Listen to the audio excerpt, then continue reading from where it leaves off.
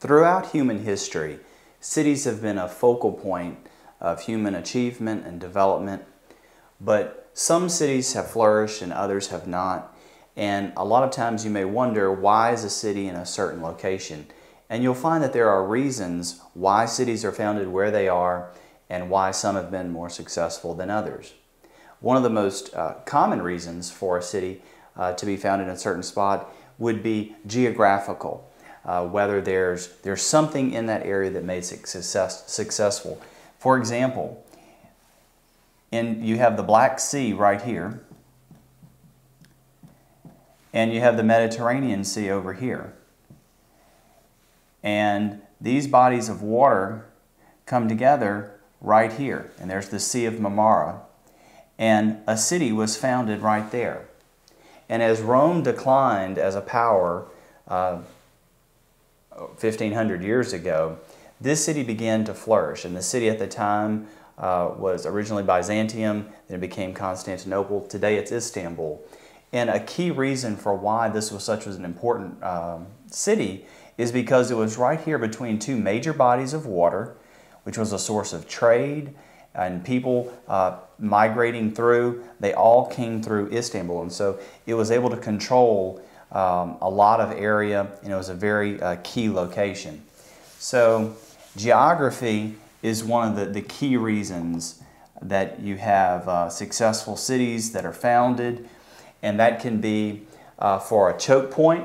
You can have a geographical, it can be a choke point.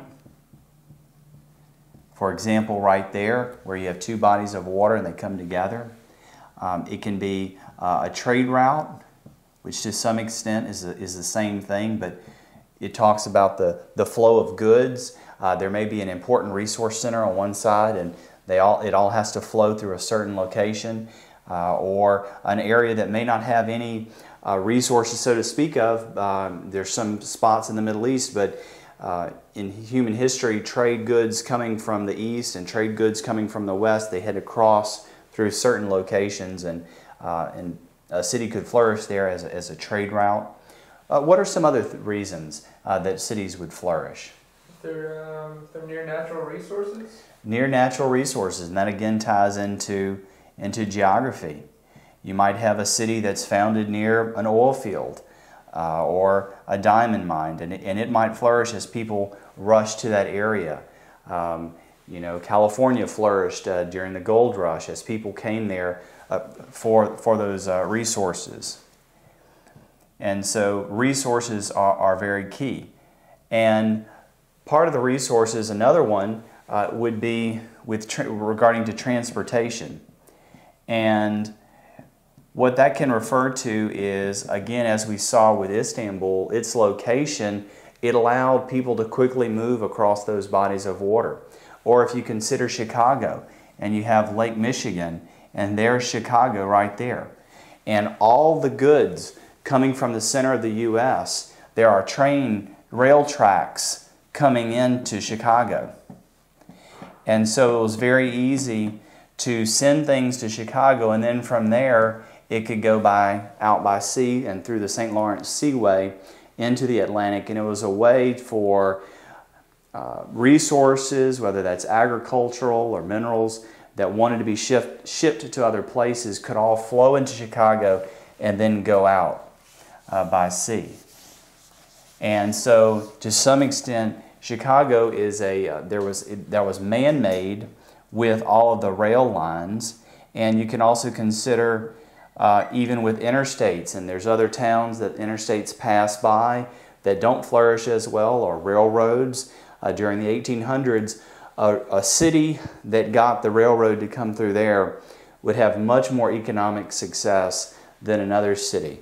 So it can be either man-made or natural transportation, as we saw in the case of a city that might be on a seaport and has access to rivers or the world's oceans. What are some other things?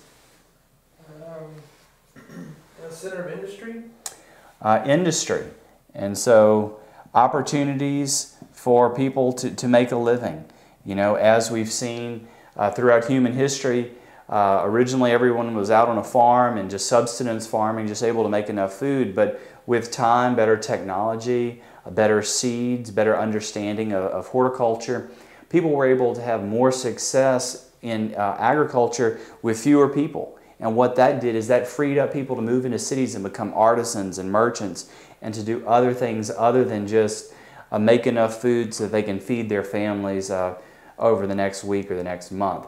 And so industry would provide jobs. And then during the Industrial Revolution, we had factories that were developed in cities, and people would move to those cities. They may not be needed on a farm, but the factories were hungry for manpower and for labor, and people would move to cities to find jobs. What else? Good climate? A good climate. You know, a lot of times people might not have had that luxury in the past, but as you can see, a lot of people that have maybe moved from northern climates that are colder, with air conditioning, the invention of air conditioning has completely changed hotter climates and made them much more tolerable and pleasant during the hot summer months. And people with the freedom to relocate may choose to relocate to an area that has good climate if they have the flexibility to earn a living in either location. What else? Available space? Available space. You know, sometimes you don't think about it, but a city that's built on a plain that can grow in every direction is going to have a much easier time than a city that's like all hemmed in. Picture an area where you have all these mountain ranges and you've got a city right here in the middle. Well, where's that city going to grow? It can't.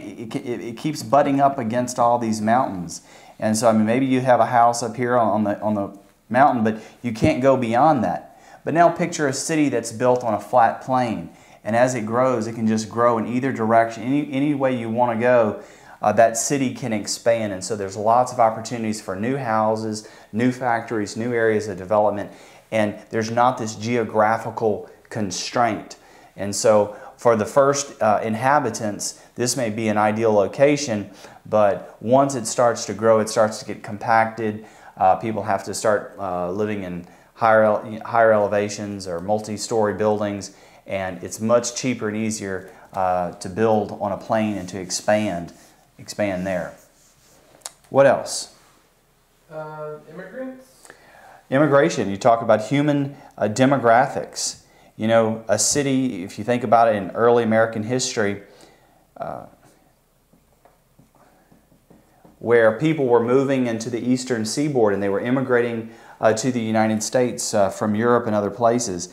And those eastern seaboard cities, they grew because of this mass influx of immigration. Or you may think of a city where industry has left it and now everybody is leaving it. And that would be an example of a city that was failing as more people are leaving than are coming in because perhaps industry has left or people are choosing a different climate. Or Detroit? Exactly.